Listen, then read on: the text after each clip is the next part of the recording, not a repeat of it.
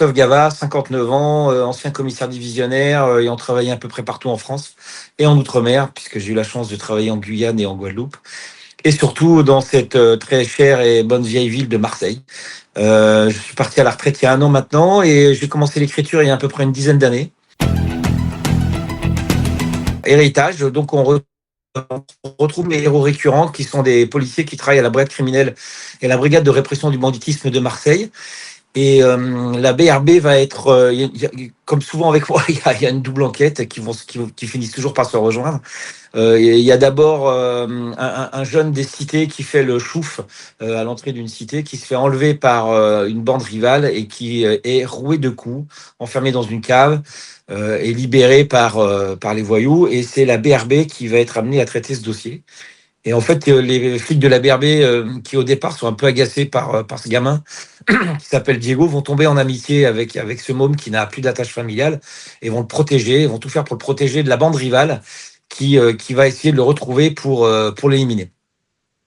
Et parallèlement à ça, on a le papa de l'héroïne, mon héroïne s'appelle Lucie Claire, son papa s'appelle Louis Claire, c'est un vieux policier également à la retraite, qui se fait assassiner chez lui.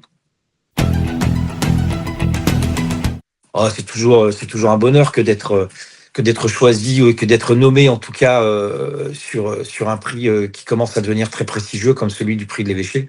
Et c'est aussi une fierté, puisque c'est la reconnaissance du travail. Le Grand Sud comment dirais-je, est un territoire tellement peuplé, à la fois par des sites étonnants et à la fois par des personnages tout aussi étonnants qu'on ne peut pas passer à côté. Et moi qui aime bien aussi les choses très visuelles, je trouve qu'en plus il y a une luminosité et une ambiance particulière à Marseille particulièrement, mais d'une façon générale tout autour de Marseille, puisque dans Héritage, il y a une partie du livre qui se passe en Camargue. Ce qui me plaît ce qui vraiment m'a plu dans Héritage, c'est que je pense que j'étais collé à l'actualité, avec les jeunes des cités qui montent en puissance dans les organisations criminelles. Donc si je mérite de gagner, c'est peut-être pour ça.